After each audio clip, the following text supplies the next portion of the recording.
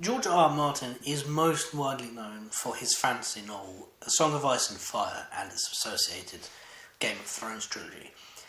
But that's not actually his primary interest as a writer.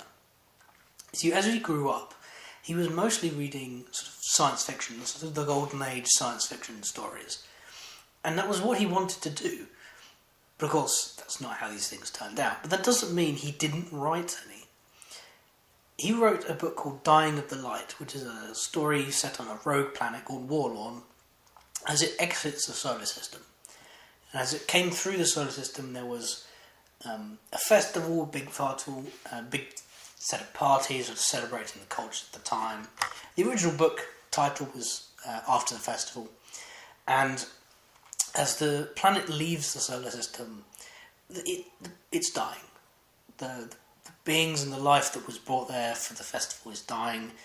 And by extension, most of the characters are in some respect dying. The main focus is on a culture of High Kavalar, which is dying, and it's a really interesting story actually, because the culture of High Kavalar feels like a very complicated, a very in-depth, a very reasonable culture that has words that mean multiple things.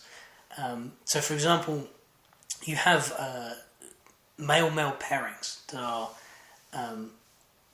are called Tane and Tane. I think that's how you pronounce it. I don't know. I've never heard anyone say it. But it's not like they're not married. It's a different cultural sort of nexus. It means something else. It's like co-pilot, but also fighting companion, but also like someone that you live your whole life with. It's someone that stands at your side in battle and in trial and all this kind of stuff.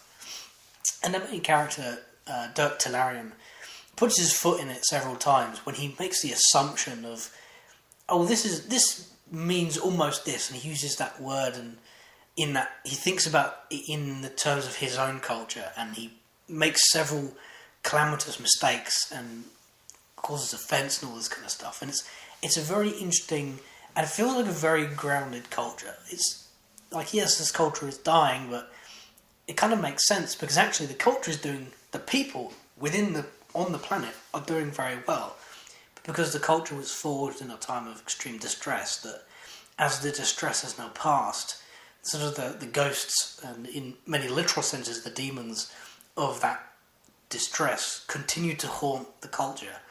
And it's a question of, the ending is somewhat ambiguous as to what happens. The fate of a culture is sort of beyond the scope. But this book is sort of similar kind of. Everyone is sort of having issues in this story, and I think it's just a really interesting.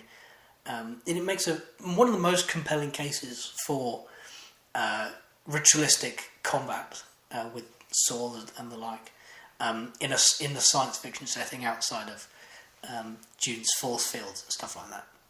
Because I think it's a very interesting book, and it is definitely something that more people should have read. It's not the only one in that sort of fictional universe. Sand King's Night Flies, A Song for Lyre, that kind of stuff. So I haven't read those ones. Perhaps I will. Yeah. So this is actually my first time reading any of George R. R. Martin's stuff. So I have no idea how it compares to the stuff he's more widely known for. But yeah, I just think it's something that should be more well known.